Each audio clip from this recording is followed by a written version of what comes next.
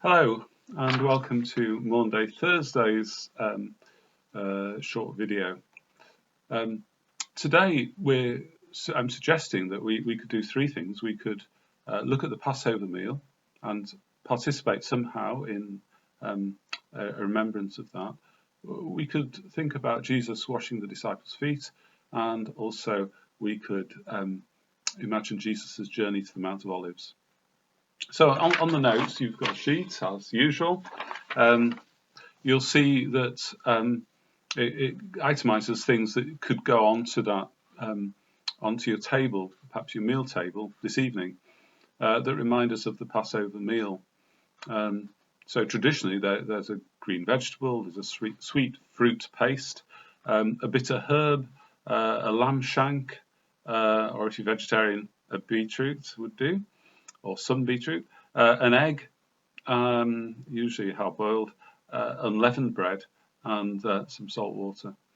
And if you use these items, if you have these items and can use them in your meal, that might help you to understand what Jesus was doing with his disciples prior to his betrayal. So you could do that with the Passover meal. If you are doing that, do it prayerfully. Read the notes. Think about what each item represents, which are in the notes.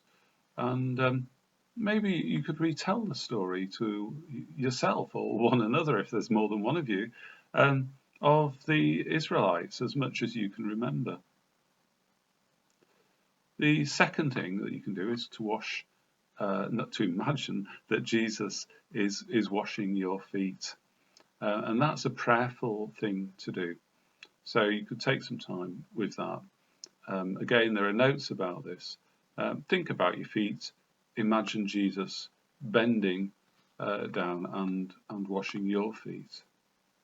And then the other thing that's I'm suggesting is that after eating and praying, or you don't have to do all three of these things, you can just do one of them or two of them.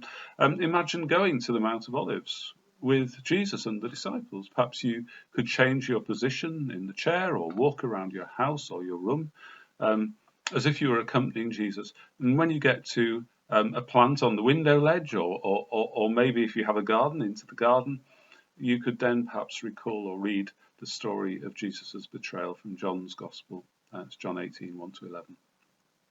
And then finally, you could say the Lord's Prayer. It's always a strange day, Maundy Thursday. For the first time in my life, since I've been ordained, I won't be celebrating communion.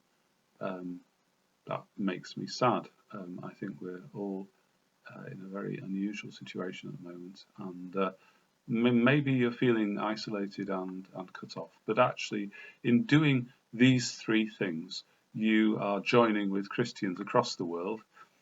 And also you're joining with those disciples on that first Maundy Thursday.